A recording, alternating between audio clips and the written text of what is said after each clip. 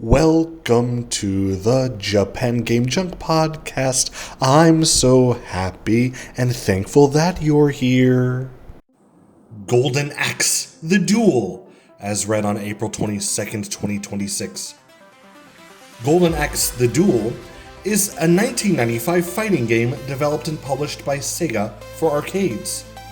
A spin-off of the Golden Axe series, it is the third and final arcade installment in the franchise. The game was later ported to the Sega Saturn. Plot: 80 years after the evil Death Adder was slain by Gilius Thunderhead, the magical Golden Axe is rediscovered, its powers having grown over time. Numerous warriors now fight to obtain the powerful axe.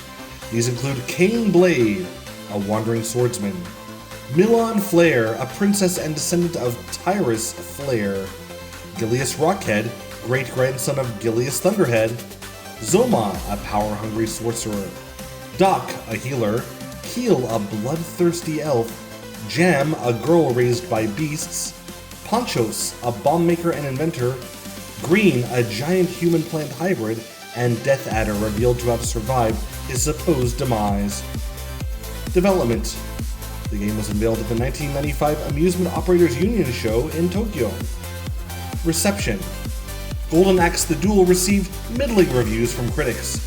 Reviewing the Saturn version, Maximum judged the game to be decent in both playability and graphics, but highly criticized the lack of originality and complained that the potion-dropping imp mechanic makes executing super moves overly convoluted.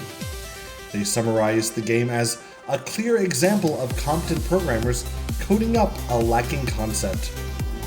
Tom Guise of Sega Saturn magazine praised the arcade exact conversion, the potion-dropping imp mechanic, the impressive graphics, and the music, but felt that the game was outclassed by the eminent ports of Virtua Fighter 2 and X-Men Children of the Atom. The four reviewers of Electronic Gaming Monthly also praised the potion-dropping imp mechanic, but felt that the game simply did not stand out from previous 2D fighters, and in particular its visuals were overly similar to Samurai Showdown.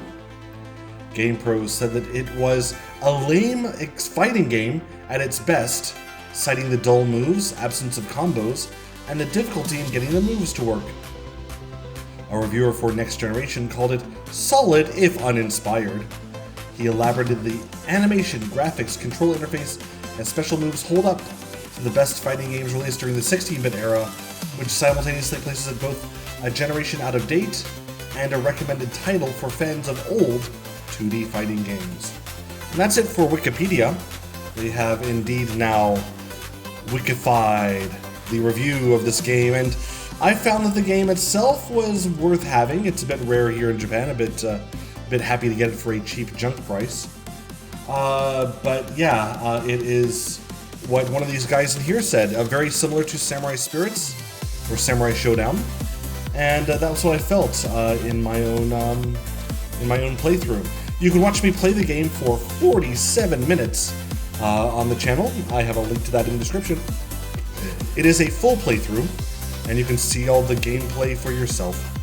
Thanks so much for listening. Have a wonderful day, and remember, don't fight. Try to get along with everyone and create peace in the world. Bye-bye.